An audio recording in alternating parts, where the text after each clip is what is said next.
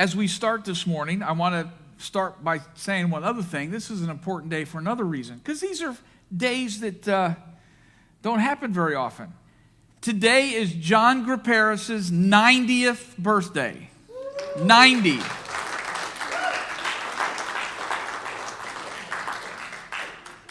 I told him, you don't look a day over 88. It is just... And I think that's reason to celebrate.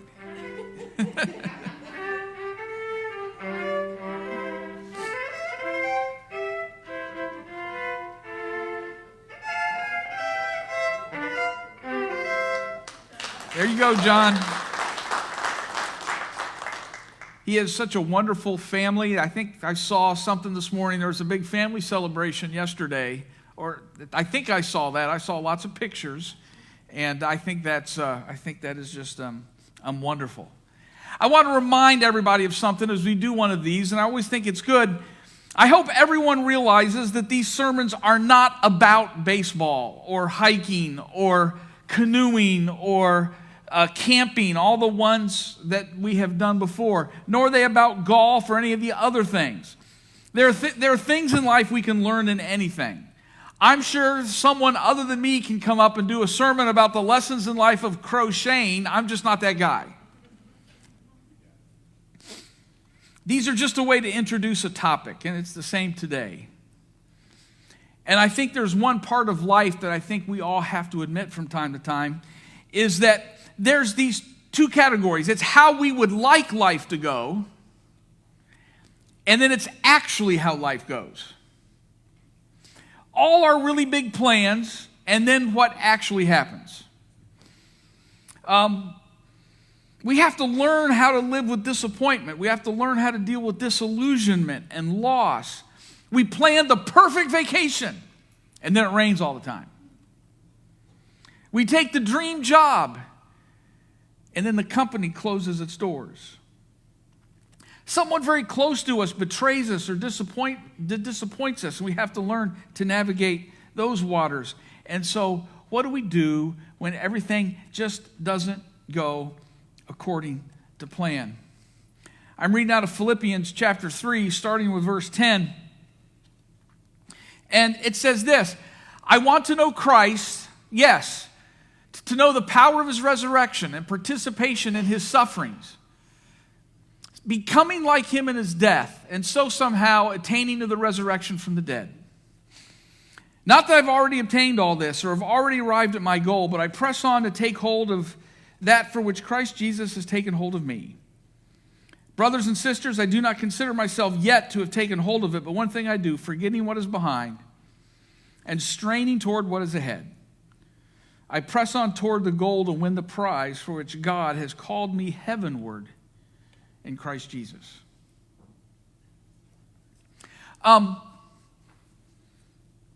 It seems like in life, sometimes we find we're rarely ever where we want to be.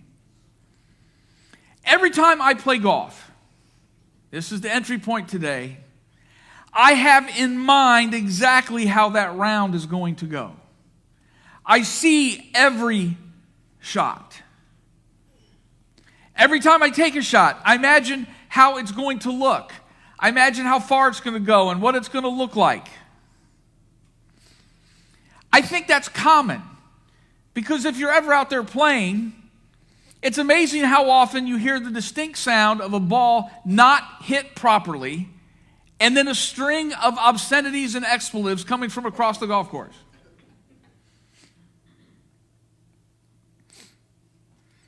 Sometimes you end up in a lot of different places. Sometimes you end up in the tall grass. You don't want to be there. It's hard to find. Sometimes you don't want to be down the next picture. That's down about a 200-foot sand dune in Lake Michigan. You don't want to be there either, because you're not going to go get that ball. There's a lot of different places. You don't want to be the other place. You don't want to be in the middle of a bunker or a pothole. Nor do you want to be to the left of the other one and falling off about a 250-foot sheer canyon wall down. That's gone as well. There are places that you want to be, and there's places that you don't want to be. And in my case, too often, I'm in where I don't want to be. There was a really good picture here. I don't know what happened to it somehow in the translation. There's supposed to be a picture here that somehow got lost. Is you also don't want to be an ocean. I have a picture of me hitting it from a beach with waves coming in. That's not where you want to be.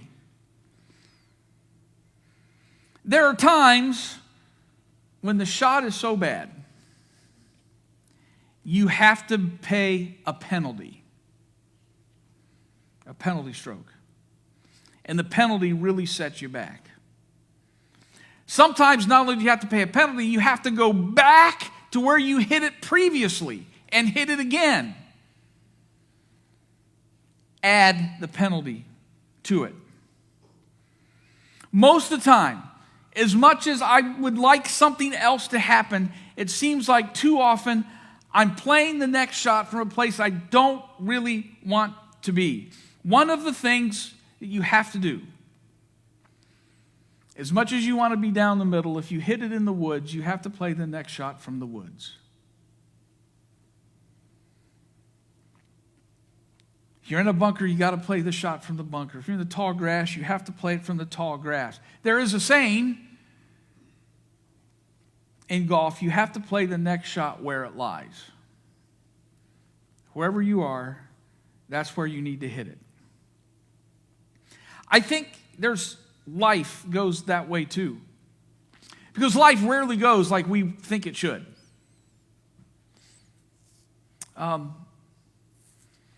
There are events that are always beyond our control. We can think back. Some of us are old enough to remember gas lines in 1973. Some of us remember buying gas for 34 cents a gallon. I don't mean to depress you. I was just so upset that when I got my driver's license, gas had gone all the way up to $1.31. But then by the time I was at college, it was back down to 80. We've learned to go up and down.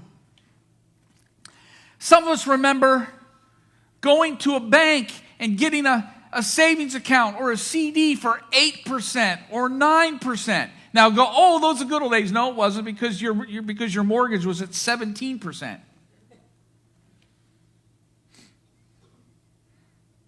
There are events that are beyond our control. There are political events that are beyond our control. You can have something happen around the world that all of a sudden impacts where you are. There are economic things that happen that we're kind of at the mercy of. Some of us remember 2008 and the shock to the system that was. And some of us remember just a few years ago the shock to the system that was. And as much as we like to be, we are sometimes at the mercy of events. There was one time when I was in grad school, while I was doing my doctoral work, I worked for a company and let me work around my class schedule, and was actually pretty good. And one day I showed up for work on a Monday morning, and there was a pink slip on the door. Nobody went to work that morning. There was nothing that I did or someone else did, but yet we pay those penalties. Sometimes health things come along when we don't know it. There's little things, whether it's colds and flus and kidney stones and gallbladders and all the things that sidetrack, toothaches.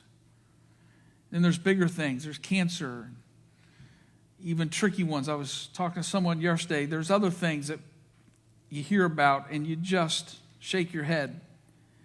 ALS, Huntington's, MS, genetic anomalies. They're beyond our control. Everybody here knows the guy that runs 8 miles a day and had a heart attack at 46. And we know the person that smokes 8 cigars a day and eats everything in sight and is 85. There's a certain, sometimes, unfairness, randomness, unexpectedness to life. Not only are events beyond our control, I think we know this. Are you ready? Other people are beyond your control. I think I need to say that again because I think it's a lesson that we need to learn.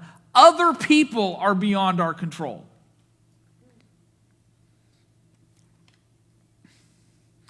Sometimes we yearn for a family that sometimes doesn't come, or we don't plan for a family and oopsie, one's on the way.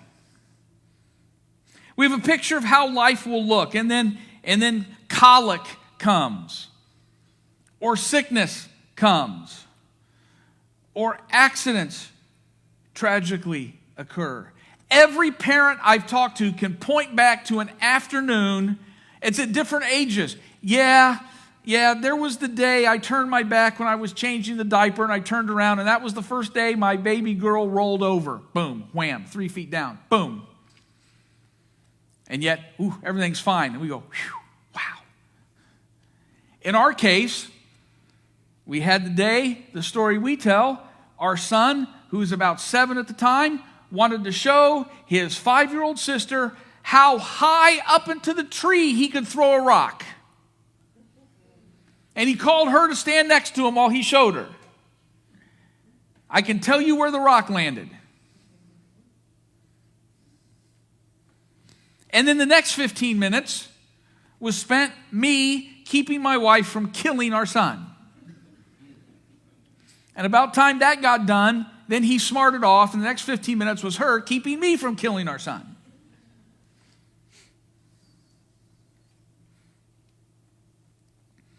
People in life, whether out of malice, which I don't think is usually that common, benign neglect,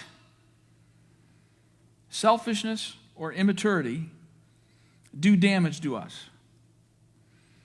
They say the unkind thing. They keep doing the neglectful habit that has consequences for us.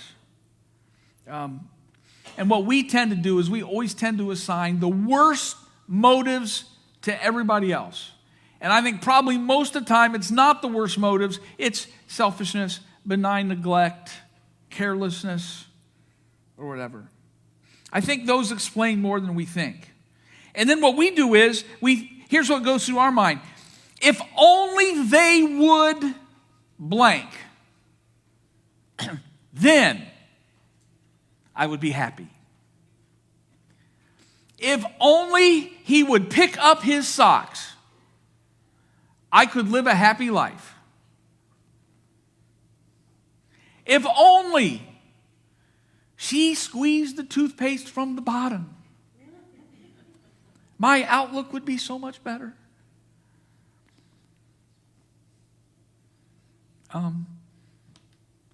You realize that when we place by our own admission, if we place our day, our mood, our outlook into the hands of what someone else does or doesn't do, good luck with the rest of life.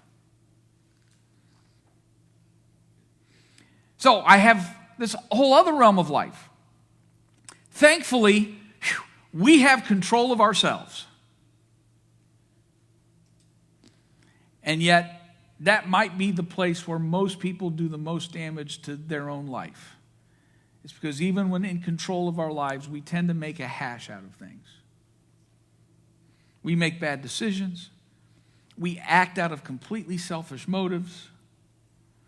We return to the same habit and the same weakness over and over and over again.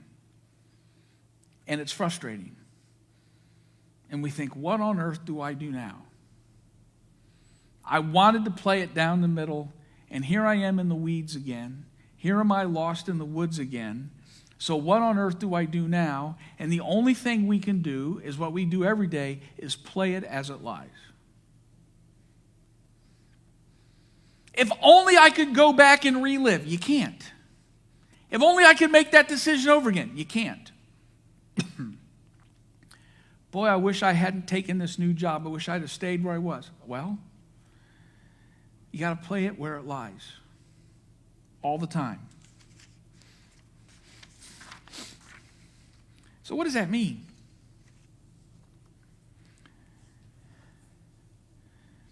Down the middle is the bright green area. That's where you want to hit it. The brown stuff is not where you want to hit it. Probably the biggest reason you are not where you want to be is you.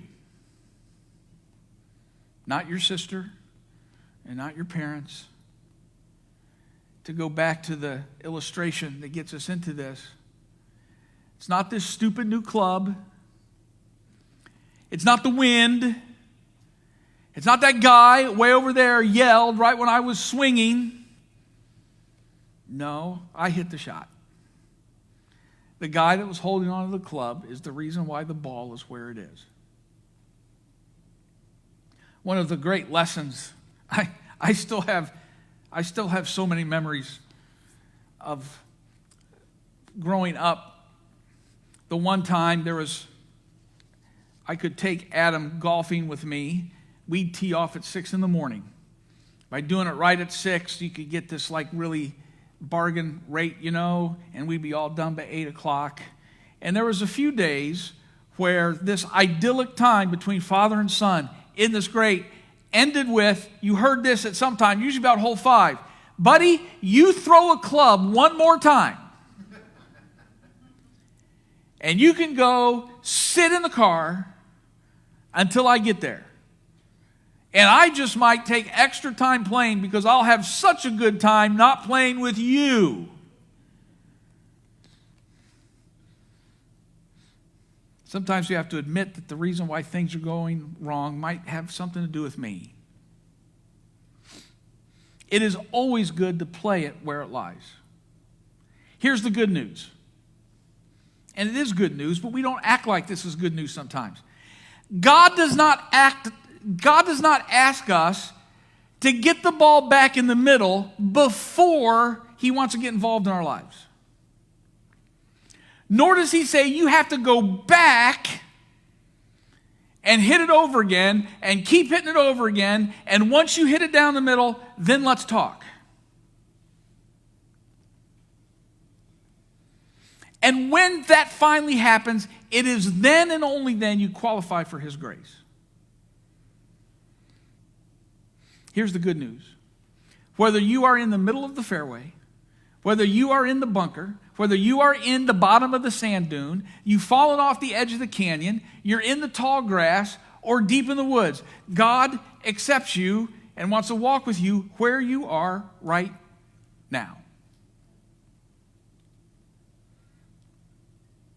And here's what's really strange. God sent his son to go through the woods himself.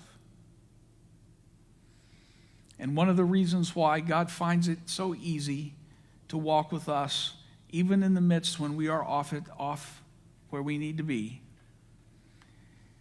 is because God the Son has experienced the woods, the dunes, the canyon, the tall grass himself. And has sent us his Spirit to guide us, to keep us in the middle from this point forward. I know there'll be times you're not in the middle, and it's often because we don't listen. And we get in a hurry to do things our own way as well. That's why I like this text. Paul, in his life, had already experienced so much. Paul is probably in prison when he writes this. He's either in Rome or he's in Caesarea. And one of the things that's exciting me about when we go to Israel here, some of us go to Israel in 2.5 months, is one of the days we're going to be at Caesarea. The prison is not standing, but the foundation is there. And I'll be looking out over the Mediterranean from exactly the same perspective that Paul had when he was looking out over the Mediterranean. Maybe as he's writing these words. Not that I have already obtained all this or have already been made perfect, but I keep pressing on to take hold of that for which Christ Jesus took hold of me. But I do not consider myself yet to have taken hold of it, but one thing I do, forgetting what is behind and straining toward what is ahead. Now, there's one other thing that I'm sure fishing teaches you this. I'm sure a lot of things teach you this. One of the things that I've learned in my life, and I started golfing when I was 5 years old with my grandpa, so I've been doing it for a while, is as long as you are mad, frustrated, emotional about your last shot, means you're not going to hit the next one good either. If Jesus has forgiven us through his cross, then perhaps we can learn to leave some things behind as well and move on to our next thing. Because all you can do wherever you're at is play it where it lies. And even if you're in the middle right now, or even if you're in the woods or someplace else, all of us have the same capacity to just play the next shot where it lies.